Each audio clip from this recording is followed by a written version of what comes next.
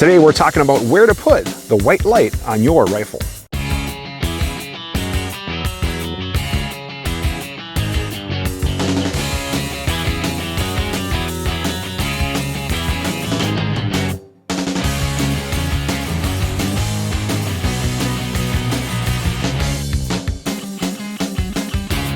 Hey guys, my name is Dave Tim. Thank you very much for checking out this video. In this episode for Guns and Tactics, we are talking about white light placement on your rifle.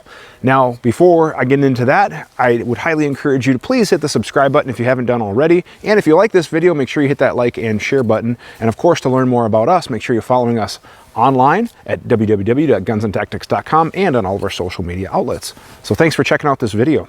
Now, what we're talking about today is white light placement on your rifle. Now, in this instance, this is, basically a patrol rifle for me, but it could be a home defense gun for you. It could be an everyday gun. It could be a patrol rifle, whatever it might be. But in my opinion, every rifle needs to have a white light. Now, I've previously done a video where I go over what I think the requirements are for a patrol rifle setup, whatever you want to call it. And I'll put a link to that video in the description below. I'll try to put an annotation button on the screen as well, depending on what platform you're watching this on. But if you can click on that or check the description for that video, that kind of goes over how I set up a gun with like a red dot as shown here, or a gun with a magnified optic.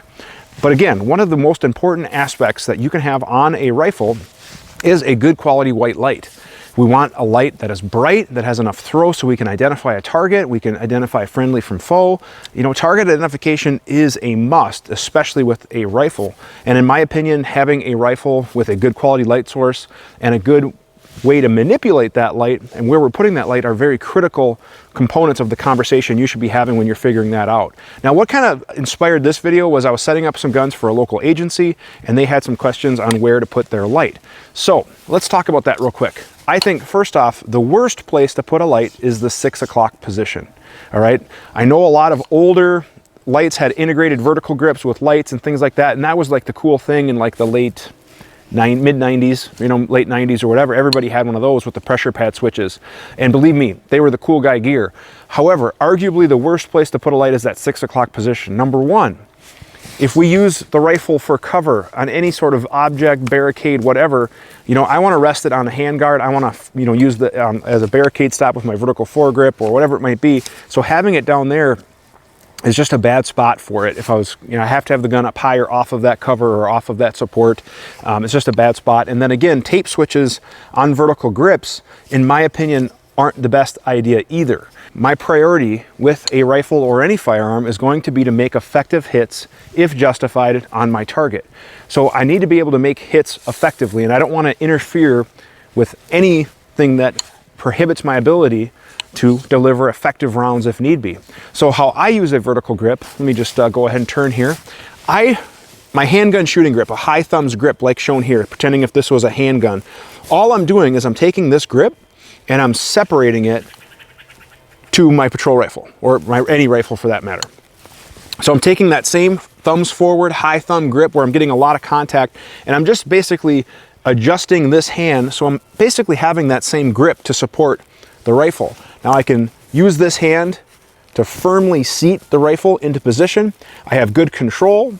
I can manage recoil, I can move, I can go up, down, I can present in and out of ready positions. I can basically do whatever I need to do by using a smaller, shorter vertical grip, such as the type shown here. Now, my thumb naturally gets that high resting position, a high thumbs position. Now, it makes sense right now for me to have my light right here so I can activate it with my thumb. Okay, no problem there. I can lock it on in case I needed to illuminate a target and do something else like talk on the radio, open a door, whatever it might be that I, for whatever reason, have to use my support hand briefly while I come back to it. I have momentary access to the light and it just works really well. The other option would be a pressure pad switch right on the top here. Again, my thumb could very easily activate that. And if for whatever reason I had to switch shoulders, now my reaction thumb can still activate the tape switch. Now, if you do use a tape switch, make sure the tape switch has a way to lock the light on, again, for the reasons stated. Now, for me, I'm not the biggest proponent of tape switches. I've had issues with some of the cords and things like that. So if for whatever reason, if I had to change shoulders, all I'm gonna do is simply move my thumb over and I can manipulate it just fine, just like that. However, in the real world, I don't really change shoulders that often. Generally, when I'm clearing a building or using a rifle on a high-risk stop or whatever it might be, it's going to traditionally be oriented and affixed to my body how I would normally have it. So that's not an issue for me. Now, I'm fortunate in that I have my own rifle, and the agency, that I work with, we issue rifles. However, for pool guns, where you're going to have a gun that has to work for everybody, left-handed, right-handed, big, small, tall, short, whatever it might be, you might want to look at a tape switch in a 12 o'clock position because that way it's ambi friendly. The other thing to keep in mind is, will it fit with the lock or rack that you might be using? So those are just some things to keep in mind, where we can place our light. Generally about, that 11 or 1 o'clock position, as we're kind of looking at the gun, the muzzle, 11 or 1 o'clock position, so we can manipulate with a high thumb. Now, arguably, the best spot for a light would be 12 o'clock. And there's not a lot of lights out there that are made for that. In fact, the lights that do go at 12 o'clock are generally pistol lights, like the X300 Ultra, and then people will mount a front sight behind that. There was a company that was even making a little ring adapter. Now, the reason why people criticize putting a pistol light at the 12 o'clock position is they say that a pistol light is not optimized for a rifle. It's not bright enough.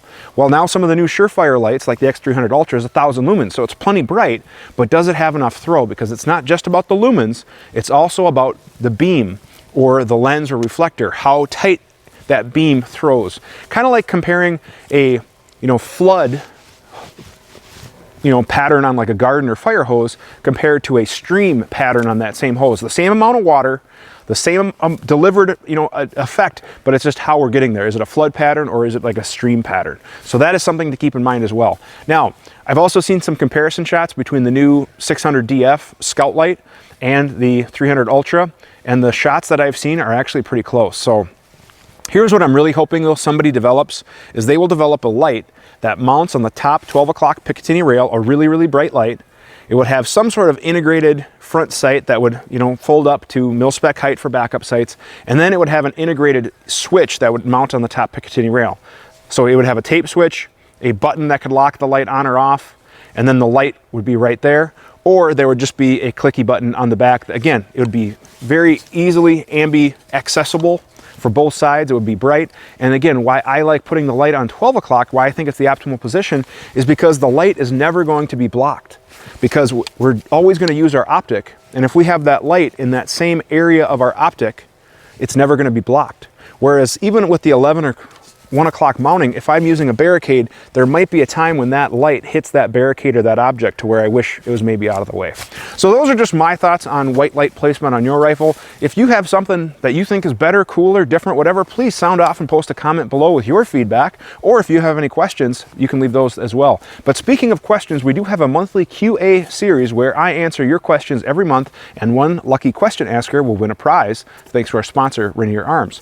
To send your questions in, best way is to send us an email at the email address shown on the screen and in the description below. That is theqa@gunsandtactics.com. Again, theqa@gunsandtactics.com to submit your question to our monthly QA series, which comes out at the end of every month. We look forward to seeing your questions. So again, guys, I thank you very much for checking out this video and tuning in. If you have any questions, again, sound off or email us, leave some comments or whatever. Please hit that like, share, and subscribe button. I really do appreciate it. We're trying to get the word out, get good content out, and we need your help by doing that by hitting that share button.